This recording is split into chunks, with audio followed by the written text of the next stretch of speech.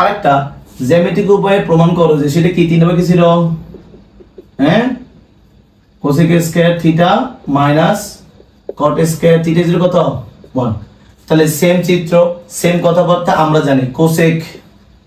theta is equal to দেখেন না sign আছে লম্ব বাই অতিভুজ তাহলে কোসেক কি হবে অতিভুজ বাই লম্ব অতিভুজ আসবে উপরে লম্ব আসবে কত নিচে এন্ড অতিভুজ কত দেওয়া আছে এখানে ওপি আর লম্ব কত লম্ব হচ্ছে পিএম কত বুঝছেন সাইন যদি লম্ব বাই অতিভুজ হয় তাহলে কোসেক কি হবে অতিভুজের ভূমি এখানে অতিভুজ কত ওপি আর ভূমি কত এই সরি অতিভুজ বাই লম্ব অতিভুজ কি হবে সাইন মানে লম্ব বাই অতিভুজ তাহলে কোসেক কি হবে অতিভুজ বাই লম্ব হবে তো অতিভুজ কত আছে এখানে ওপি আর লম্ব কোনটা পিএম তাহলে ওপি মানে ওপি বাই কত পিএম কত বুঝতে পারতেছি সেটা ভালো বলতেছি বেসিক ক্লাসগুলো ভালো মতো করে নেন তাহলে বাকিগুলো কি করা সহজে পারা যাবে আর এইটা কিন্তু অনেক ইম্পর্টেন্ট তাহলে সাইন থিটা মানে লম্ব বাই অতিভুজ তাহলে কোসেক কি হবে অতিভুজ বাই লম্ব অতিভুজ বাই লম্ব অতিভুজ হচ্ছে ওপি লম্ব কত পিএম পিএম ঠিক আছে প্রমাণ দেখা যাচ্ছে এখানে কি স্কয়ার আছে তখন উভয় দিকে কি করতে হবে করতে হবে বা cosec square theta is equal to কত ওপি স্কয়ার সরি তো আলাদা করি পিএম স্কয়ার উভয় দিকে কি করে বড় করে আমি কিন্তু থিটার বেস দিচ্ছি না কারণ থিটার বেস হয় না বা cosec square theta is equal to আমি আলাদা করে দিচ্ছি ওপি স্কয়ার বাই কত পিএম স্কয়ার বা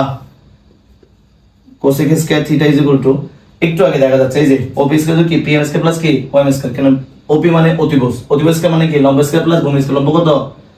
লম্ব হচ্ছে পিএম স্কয়ার প্লাস কত ওএম স্কয়ার আর নিচে কি আছে পিএম স্কয়ার আছে কেমন তাহলে cosec square theta is equal to এই পিএম স্কয়ার নিচে কি আছে পিএম স্কয়ার আছে আবার ওএম স্কয়ার নিচে কি আছে পিএম স্কয়ার আছে তাহলে এটার নিচেও পিএম স্কয়ার এটার নিচে কি পিএম স্কয়ার মাঝখানে কি আছে যোগ আবার এটা কি কাটা যাবে 1 বাই কত 1 তাহলে দেখি দেখা যায় কিনা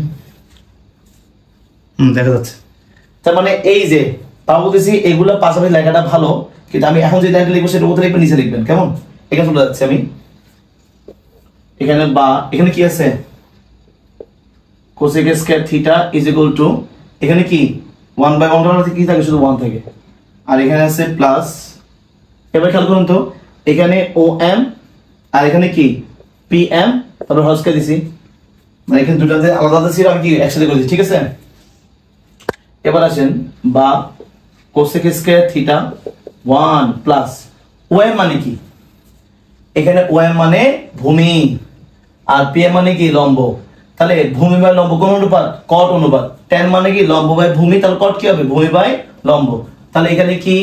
ওএম মানে হচ্ছে ভূমি ও পিএম মানে কি লম্ব তাহলে ভূমি বাই লম্ব কোন অনুপাত কট কট তারপর স্কয়ার দিতে হবে তারপর থিটা দিতে হবে ঠিক আছে সুতরাং কোসেক স্কয়ার থিটা এই প্লাস কি then minus cot square theta is কত 1 পরীক্ষা এটা বসতে পারে এটা পরীক্ষা আসবে বেশি ঠিক আছে তাহলে আমরা কি শিখলাম আজকে আমরা শিখলাম জ্যামিতিক উপায়ে প্রমাণ করা শিখলাম যে sin স্কয়ার থিটা ঠিকই শিখলাম আমরা sin square theta plus cos square theta is কত 1 তারপরে কি sec square theta minus tan square theta is কত 1 আর cosec square theta minus cot square theta is কত 1 এই তিনটা প্রমাণ থেকে এক নম্বর প্রমাণটা বেরিয়ে পড়ে পরীক্ষায় আসতে পারে কি ঠিক আছে তাহলে এই তিনটা প্রমাণ করতে জানি কেন আমাদের সেম চিত্র সেম কথাবার্তা দিয়ে কর্ম শুরু করলে কি হবে ভালো হবে আর এই লম্ব অতিভুজ ভূমি লিখতে হয় না আর বারবার একটা কথা বলবো বেসিক ক্লাসগুলো আয়ত্ত করেন জিনিসটা কি হবে বেশি বেনিফিশিয়াল হবে কেমন আর সবচেয়ে বেশি পড়ে যে সাইন মানে লম্ব বাই অতিভুজ cos মানে ভূমি অতিভুজ tan মানে কি লম্ব বাই ভূমি অবশ্যই পারতে হবে কারণ এইটা জ্ঞান ছাড়া দশম অধ্যায় দূরত্ব উচ্চতায় একবার পারা যাবে না কথা বুঝতে পারছি আজকে ক্লাস এতটুকুই থাকবে কেমন